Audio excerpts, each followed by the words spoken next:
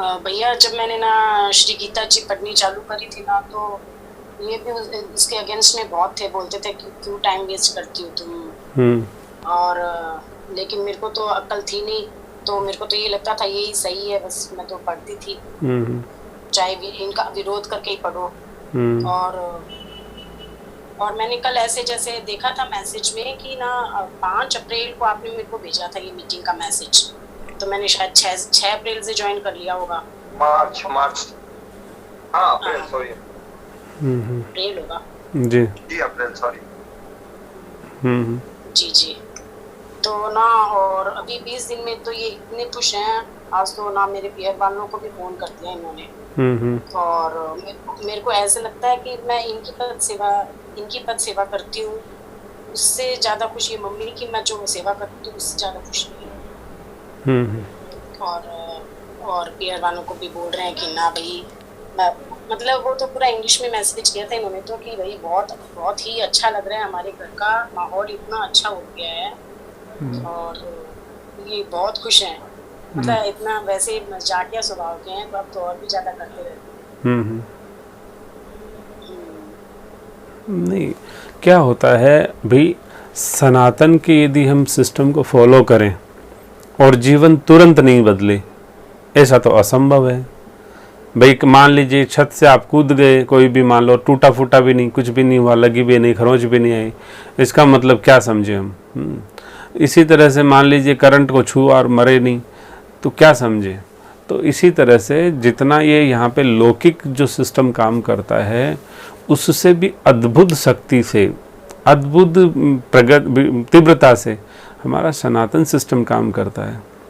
दुर्भाग्य है हमारे इस देश का कि हमारा ये जो सिस्टम का जो डिलीवरिंग जो प्रोसेस था ना, उसको डिस्टर्ब कर दिया गया, और किसी ने आज तक उस पर ध्यान भी नहीं दिया कि साहब प्रॉब्लम कहाँ है, हैं?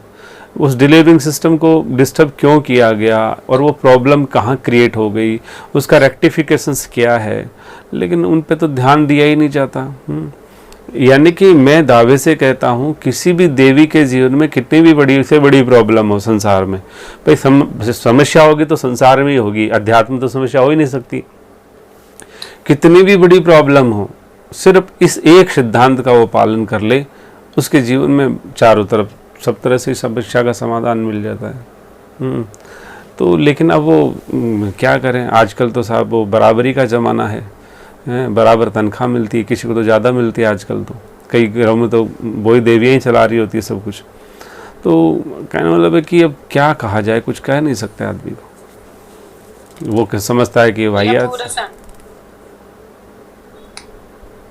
सा 1 महीना भी नहीं हुआ है भैया, और अब तो ये भी स्नान करके और एक हनुमान चालीसा कर लेते हैं। बोले ठीक है, मैं इतना ही करूँगा, ठीक है, इतना ही ठीक है। नहीं, आप तो कहो जी कोई बात नहीं, जैसी आपकी इच्छा।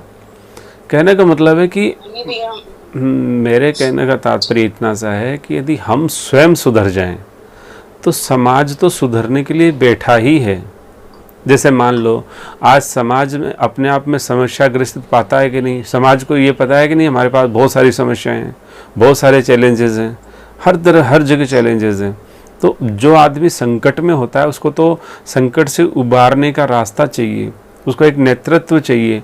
लेकिन जब आप और हम कोई भी जीवन में उस चीज़ को नहीं उतारते हैं और कहते हैं आ जाओ मैं आपका नेतृत्व करूँगा करूँगी, तो वो देखता है कि यार ये क्या मूर्ख, ये क्या, ऐसी बात नहीं है, कैसे विश्वास करें इस पर, कैसे हम इस पर पीछे चल दें। लेकिन आपके जीवन को वो देखता है कि नहीं, इसका जीवन तो सब तरफ से अच्छा है, ये कभी प्रकृति के नियम का वैज्ञान मतलब उसको डिसफॉलो नहीं करता है, हमेशा उस प्रकृति के नियम का पालन करता है, और इसके जीवन में कोई ऐसी बात है नहीं जो कोई कंप्लेनिंग हो, भाई जिसको शिकायत करी जाए, कोई सुधारी जाए। तो लगता है कि यार ऐसा कैरेक्टर है जिससे तो अपने को भी मार्गदर्शन लेना चाहिए। तो स्वतः ही हर आदमी, और कोई तो बिना मार्गदर्शन, जैसे आपने कहा वो स्वतः ही बिना कहे आपके कि वो स्नान करके एक श्री हनुमान चालीसा करने लगे, तो कितनी बड़ी चीज़ करने लगे वो। यानी कि श्री हनुमान जी की शरण डायरेक्ट चले गए और प्रार्थना करने लग गए, उसमें भी स्वाध्याय नहीं, वो डायरेक्ट श्री हनुमान जी जो आचार्य हैं, जो यहाँ के महाराजा भी हैं, जो सब कुछ हैं, भक्त भी हैं, भगवान भी है, सब कुछ है और समर्थ सब तरह से। तो उनकी शरण जाके वो प्रार्थना करने लगे। ये छोटी सी कोई एक्टिविटीज़ थोड़ी है, बहुत बड़ी एक्टिविटीज़ है। अब कोई कहे साहब आप अपने विद्यालय में अब जैसे मान लीजिए क्या करा रहे हो, श्री 108 हनुमान चालीसा करा रहे हो हैं, ये को इससे पढ़ाई से क्या होगा? अरे पढ़ाई से इससे क्या नहीं होगा, सब कुछ होगा। इससे तन सुधरेगा, इससे मन सुधरेगा, इससे संसार सुधरेगा, इससे शक्ति आएगी, सब चीज़ वो आती है जो चाहिए जीवन में। मैंने कहा ना, श्री वृंदावन धाम से महापुरुषों का फ़ोन आते हैं, वो सब अनुष्ठान कर रहे हैं। अनुष्ठान पूछे क्या कर रहे हो महाराज जी, तो बोले श्री 108 हनुमान चालीसा कर रहे हैं। तो बताओ, एक ऐसे जो विद्वान महापुरुष है वो भी हनुमान जी की शरण ले रहे हैं। बोले संकट आया हुआ है बहुत बड़ा, तो अब वो भी श्री हनुमान लाल जी के शरण में। तो ऐसी छोटी छोटी चीज़ें नहीं, ये सनातन की चीज़ें। एक एक अक्षर तो ध्यान से देखो श्री हनुमान चालीसा में क्या है। तो लेकिन अब क्या कहें, लेकिन ठीक है, अपने को अपना उसी सिद्धांत को पालन करना चाहिए। बिना, ठीक है, समझना हो तो खूब समझो, लेकिन एक बार समझने के बाद भी उसको डिसओबे नहीं करें, उसको फॉलो करें और 100% एक्यूरेसी के साथ फॉलो करें, ताकि क्या उसका परिणाम आए। अदरवाइज़ तो आपको फिर वो आधा अधूरा करने से उसकी श्रद्धा ही खत्म हो जाएगी और वो काम भी नहीं करेगा इस तरह से। जी भैया। अच्छा भैया, बच्चों को सुंदरकांड के लिए तो फिर मेरे को लेके बैठना पड़ा था साथ में, क्योंकि ना फर्स्ट टाइम ही ट्राई कर रहे हैं बच्चे सुंदरकांड पढ़ना, तो उन लोगों को जैसे थोड़ी मिस्टेक, मतलब ऐसे पढ़ने में थोड़ी दिक्कत आ रही है। नहीं कोई बात नहीं, बच्चे छोटे हैं तो श्री हनुमान चालीसा ही करवाओ, श्री सुंदरकांड की इतनी आवश्यकता नहीं है। वो तो एक ही बात है, वो भाई इतना समय है तो इतना इधर इसमें दोगे तो ज़्यादा हो जाएंगी। ये वो भी प्रार्थना ही है, ये भी प्रार्थना ही है, बस फ़र्क क्या है। वो भी उन्हीं की है, ये भी उन्हीं की है। बच्चे धीरे धीरे स्वतः ही बड़े हो जाएंगे तो अपने आप करने लग जाएंगे और कर सकते हैं। भैया मैंने ये देखा है, जैसे आप बताते हैं कि ना 13 तक संस्कार शरीर भी काम करता है, तो ये चीज मैं नोटिस करती हूँ कि ना अब जैसे छोटा वाला मेरा ना एड इतने उसको लर्न हो जाते हैं ना, जो टीवी में एडवर्टाइजमेंट आते हैं वो ऐसे बोलता है और ये खुश होते हैं, और मेरे को इतना दुख होता है कि ना करने की चीज तो याद करता नहीं, और ये सब इनको सुनते याद हो जाते हैं। तो लेकिन अब वो मेरे को देख के ना ऐसे इनके पैर भी दबाना चाहता है और चरण धोपी करना चाहता है, और वो मतलब सोने से पहले उसकी क्यूरियोसिटी चलती रहती है वो कि मम्मी ऐसे ऐसे ऐसे। तो मेरे को ऐसा लगता है, मेरे को खुद को नहीं पता इसलिए मैं क्या बताऊँ, तो मेरे को ऐसा लगता है प्रॉपर गाइडेंस। अभी इसके पास 2 साल है, जैसे 11 साल का हुआ छोटा वाला, और 13 साल तक आप बताते हैं कि बच्चे के संस्कार जो पड़ जाते हैं वो फिर दृढ़ होते जाते हैं। नहीं वो तो आपको फॉलो करे। मेरे को ऐसे लगता है कि जब भी मेरे को ऐसे लगता है कि सुंदरकांड अगर एक बार ये पढ़ना ऐसे चालू कर देना तो कुछ कुछ इसको याद हो जाएगा, क्योंकि वो ना जब मतलब थोड़ा अगर इंटरेस्ट लिया तो नहीं कोई बात नहीं है। तो याद करने से जीवन नहीं बनता है, याद करने से जीवन नहीं बनता है, उस तरह से जीवन जीने से जीवन बनता है। और श्री हनुमान चालीसा से सुंदरकांड में याद करने वाली कोई बात नहीं है, वो तो श्री हनुमान लाल जी से प्रार्थना है ना। तो प्रार्थना जब अपनी वो होती है तो पुकार सुन लेते हैं भगवान, तो वो प्रार्थना है, पुकार है। श्री हनुमान चालीसा भी आप कराएंगे, मान लीजिए मैं विरोध नहीं कर रहा हूँ, वैसे 11 साल का बच्चा बता रहे हो तो आराम से पढ़ सकता है, कोई दिक्कत नहीं है। हमारे तो कर लेते हैं बच्चे हैं, जो इतने बड़े बच्चे तो सब करते हैं, हालांकि छोटे वाले भी करते हैं, लेकिन वो शुद्धि अपनी शुद्धि और अशुद्धि पे ध्यान मत दो। वो तो प्रार्थना है। प्रार्थना में क्या है, जो बच्चा तोतला बोलता है, छोटे छोटे बच्चे हैं उनको तो किसी को राम भी नहीं बोलना आता तो लाम बोलते हैं, तो लाम से क्या, वो तो कोई मतलब नहीं है। एक बार श्री भाई जी महाराज से पूछा गया, आपको नाम का प्रभाव बता रहा हूँ, श्री भाई जी महाराज से पूछा गया कि अंग्रेजी में तो बोले इसको मेंढा बोलते हैं राम को, ऐसा कुछ वो वर्ड बोले कि अंग्रेजी में मेंढा बोलते हैं, तो क्या अंग्रेज मेंढा मेंढा करके भी भव सागर पार हो सकता है? तो श्री भाई जी महाराज बोले कि हाँ हो सकता है। तो बताओ इतना बड़ा विज्ञान है।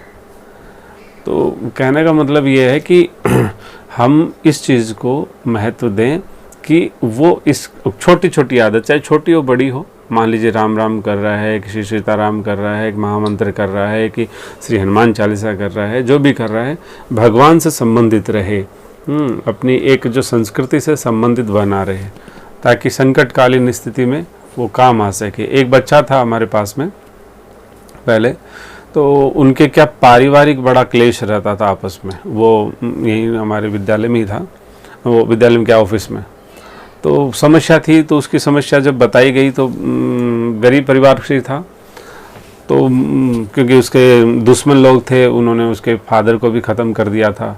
फिर प्रॉपर्टी विवाद में फिर वो चाहते थे कि अब इस बच्चे को भी हम खत्म करें, तो बहुत समस्याएं थी। तो हमने वो भी घर से लहसुन प्याज के निषेध किया, ये किया, और वो सब चीज़ उस बच्चे का छुड़ा दिया। अब श्री हनुमान लाल जी के शरण में कर दिया, तो फिर वो रोज़ से हनुमान चालीसा वो सुंदरकांड करता था। लेकिन क्या हुआ, जब 1.5 साल तक उसको आराम हो गया, अब उसके बाद में वो क्या है, एक बार इंसान को मिल जाता ना आराम, ठीक है अब तो कुछ नहीं, हमारी समस्या ख़त्म। अब फिर वो चला गया, अब चला गया और वहाँ पे वही लहसुन प्याज आदि खाने लग गए।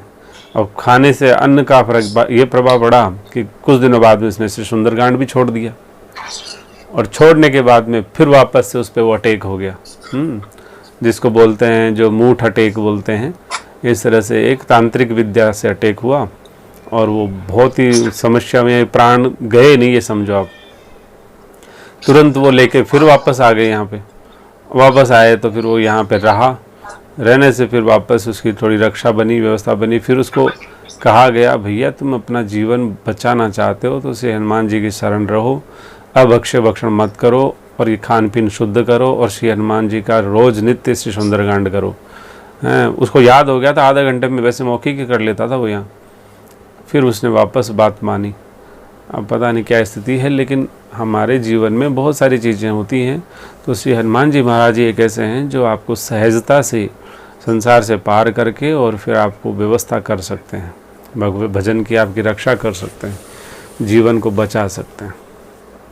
तो अच्छी बात है, बच्चों को श्री हनुमान चालीसा भी दो, श्री सुंदरकांड भी दो, जो दे सकते हो दो। राधे राधे। अच्छा, शंख क्या रोज बजाना चाहिए भैया? हाँ, क्या दिक्कत है, रोज बजाएं ठाकुर जी को। कौन सी टाइम? सुबह शाम, जो ब्रह्म वेला और संध्या वेला में रोज बजाएं। अच्छा, सुबह की बेला में बच्चे तो 7 बजे उठते हैं, तो उसके बाद जैसे 8-9 बजे तक ना, 8 बजे तक ना आता है वो। हाँ, जब भी वो साधना उपासना करते हैं, प्रार्थना करते हैं, बजा सकते हैं। शंख का अपना एक विज्ञान है बहुत तगड़ा।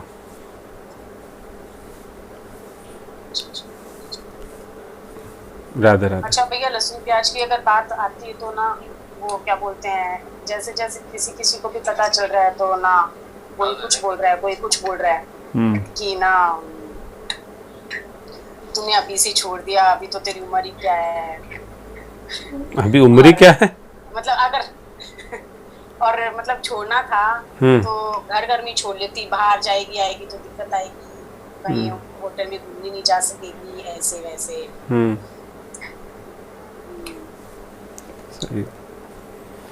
खैर, आपको अपना तो लक्ष्य, ऐसे बता रही हूँ मुझे। हाँ, आपको अपना लक्ष्य फिक्स रखना है, उसमें क्या फर्क पड़ता है।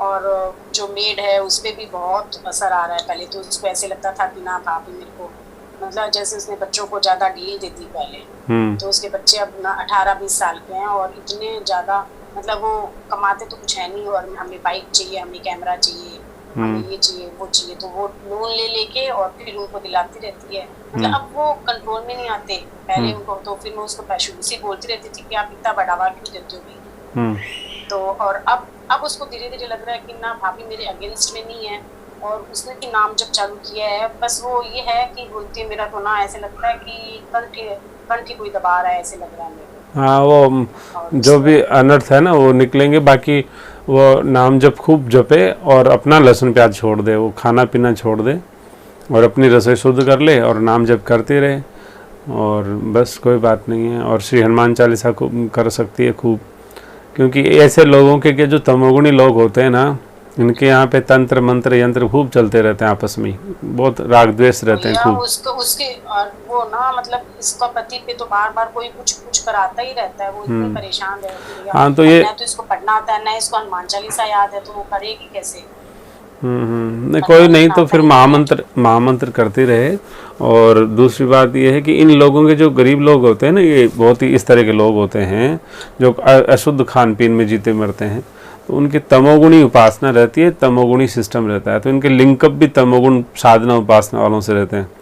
और वो इनको यही गाइड करते हैं कि ये देखो घर में ये नींबू रख देना, और ये मिर्ची इधर टांग देना, और इधर ये झाड़ू मार देना, और इधर ये कर देना, और उधर ये मंत्र फेंक देना। तो वो उसी जीवन उसी तरह से जीते रहते हैं। तो वो तंत्र मंत्र के असर से परेशान रहते हैं ये लोग। तो इसलिए यदि महामंत्र की शरण में चली जाएगी बेचारी तो फिर बहुत अच्छा रहेगा और अच्छा लाभ होगा, इसको भी होगा। वो बच्चे के लिए पूछ रही थी अपने कि 18-20 साल का बेटा है, वो ये डिमांड कर रहा है तो उसको कैसे समझाऊं। तो मैं तो उसको ये बोली कि आप तो एक बार महामंत्र ही चालू रखो और तो मैं आपको पूछ के बता दूंगी। हाँ, तो अभी तो उसको महामंत्र बताओ। बाकी तो कहाँ रहते हैं ये लोग? यहीं सेक्टर 4 में। हाँ, तो जब कभी खुले ये अपना भाई ये ओपन हो जाएगा ना, तो उसके बाद में मिल लेंगे एक बार। जी जी भैया। ठीक, राधे राधे। और भैया एक चीज और पूछनी थी जी। जैसे ना अभी सुबह ना, जैसे मैं तो पूजा रूम में ऐसे झाड़ू पोछा कर देती हूँ और ये पूजा वगैरह का काम मम्मी करती है। तो ना लड्डू गोपाल जी का भी मम्मी कर देती है सेवा। तो ना मैं जैसे भोग लगाती हूँ ना, जैसे मैं दूध वगैरह लेती हूँ, जब तक तो पूजा हो नहीं पाती है। तो मुझे पूजा करके फिर ही भोग लगाना चाहिए या कैसे? नहीं, ठाकुर जी को तो उत्थापन तो हो ही चुका होता है ना, श्री माता जी कर देते हैं ना। मतलब मैं पहले भोग लगा दूं बिना उनके स्नान वगैरह किए? नहीं, स्नान तो का नहीं। वैसे तो लड्डू गोपाल है ना, तो लड्डू गोपाल को तो कैसे भी रख सकती है माँ, है ना। लेकिन यदि स्नान करके यदि आप करो तो बढ़िया अच्छा रहता है कि स्नान करके लगा दो। तो यदि आपने स्नान नहीं किया तो श्री माता जी ने कर लिया, तो उनको बोल दो वो लगा देंगे भोग। नहीं भैया, मैं स्नान कर ली, पूजा रूम में झाड़ू पोंछा कर लिया मैंने, और फिर उसके बाद में पूजा मम्मी करती है ना, तो पूजा के टाइम ही लड्डू गोपाल जी की भी सेवा करती है जी। तो मम्मी थोड़ा सा जैसे लेट करती है, और जब तक मेरे दूध लेने का टाइम हो जाता है तो मैं जैसे दूध का भोग उस टाइम लगा सकती हूँ क्या? हाँ, लगा सकते हो, कोई दिक्कत नहीं, लगा सकते हो। और एक ना जैसे बोलते ना कि तुलसी चरणामृत लेते ही टॉयलेट नहीं जाना चाहिए, लेते ही मतलब लेके और फिर कभी भी, जैसे अब मैं सुबह पूजा रूम में बैठ गई और 1 घंटा कर लिया मैंने नाम जप और तुलसी चरणामृत ले लिया, लेकिन फिर वो पानी ज्यादा पिया हुआ रहता है, तो उस टाइम फिर पानी पी के फिर जाना चाहिए टॉयलेट? नहीं, उसमें ऐसा नहीं है। वो तो भाई पानी दो तो कुल्ला तो करेंगे ना आप भाई, वो तो प्रसादी हैं। आपको बताया था ना कि भाई माला के विज्ञान में बताया था कि जब किसी को प्रणाम करना होता तो हाथ धो के प्रणाम करना, फिर उठ के भी हाथ धो के माला लेना। तो माला के या अपने प्रसाद के हाथ होते हैं तो हाथ धोते हैं ना अपन। उसी तरह से जब चरणामृत लेते हैं या अपन चरणामृत ले लिया तो उसके बाद में हाथ धोएंगे बाहर आके और फिर कुल्ला करेंगे, फिर आप जा सकते हैं।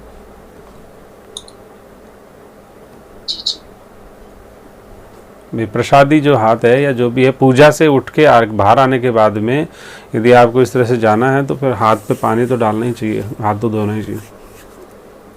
हाथ तो धोते हैं भैया, बस वो कुल्ला नहीं करती। हाँ, नहीं, कुल्ला भी कर लेना चाहिए, हाथ धो लेना चाहिए। क्योंकि और दूसरी बात क्या है कि पूजा में आपने ठाकुर जी की सेवा पूजा करी है, तो उस समय आपके हाथ जो प्रसादी हैं, कहने मतलब है कि भगवान की सेवा पूजा के हैं। अब आप उनको हर कहीं छू नहीं सकते बाहर आके कहीं अपवित्र जगह पे इस तरह से, इसलिए हाथ पे थोड़ा पानी डाल लेना चाहिए। इसलिए आपने देखा होगा संत महापुरुष पास में एक आचमनी रखते हैं और उससे जल वो शुद्धिकरण वगैरह करते रहते हैं बार बार।